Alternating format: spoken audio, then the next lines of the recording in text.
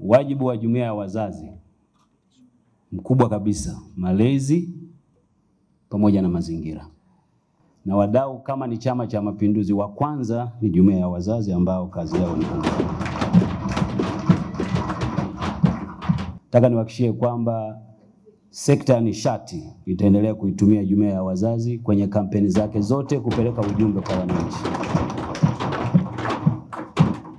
Sasa ndugu mwenyekiti, niwaambie tu jambo moja ambalo pengine watu wote tuelewane. Mnakumbuka kuwa juzi hapa tulikuwa na mkutano mkubwa wa kimataifa kwa ajili ya masuala ya nishati. Unajua ule mkutano haukuja kwa bahati mbaya. Ulikuja kwa sababu moja kubwa, na niliwaeleza wajumbe wa halmashauri kuu ya chama. Ulikuja sababu ya kwanza ilikuwa ni kwamba Afrika nzima walivyofanya tathmini ni nchi gani ambayo imepiga hatua kwenye kupeleka umeme vijijini, Tanzania ikawa ya kwanza.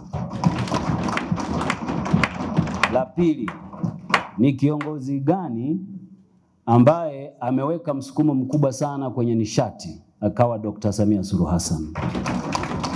Na kwa hiyo ukafanyika mkutano mkubwa hapa kwa ajili yetu. Sasa nitaka niwape mfano. Waheshimiwa, uchumi wowote duniani ili uweze kupatikana ni lazima kuwepo na nishati.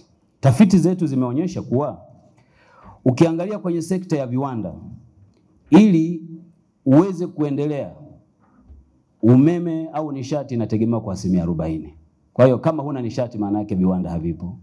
Lakini kwenye kilimo, FAO wamefanya utafiti, wameonyesha kuwa 30% inahitajika ili kukifanya kilimo kiweze kukua. Ukienda ujenzi wamepata 36%, na sekta ya madini kwa mujibu wa taarifa ya World Bank ni 30%. Kwa hiyo ukienda mahali pengine kokote ukitaka kujua kuna uchumi mzuri, cha kwanza angalia kama kuna umeme ama kuna nishati ya umeme. Mahitaji ya juu ya umeme ya nchi yetu mwaka 2017-18 ilikuwa ni megawati 1045. Megawati ni wingi wa umeme, megawati 1045. Ambapo mwaka 2018-19 mahitaji yaliongezeka yakawa megawati 1116.6. Manake kwa mwaka mzima ziliongezeka megawati 70. 2020-21 tukafika 1201, mwaka 2021-22 ikapanda tukafika 1340. Kama mnakumbuka kipindi hiki kukaanza matatizo ya umeme. Kwa nini? Kwa sababu hakukuwa na chanzo kipya chochote kilichojengwa cha umeme nchi baada ya bomba la gesi kuingia Dar es Salaam.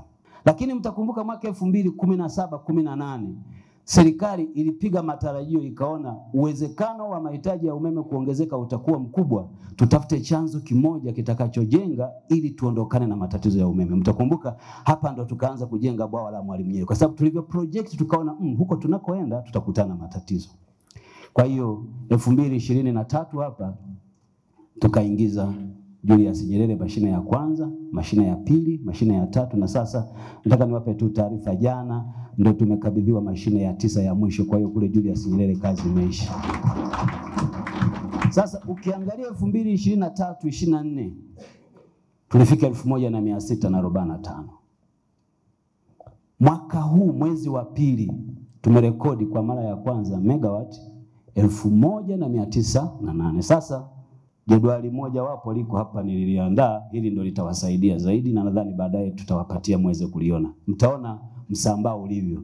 Jamani, kwenye uchumi unaokuwa, ongezeko la nishati ya umeme la 15%, karibu 16 kwa mwaka, ni rekodi ambayo haipo hapa Afrika.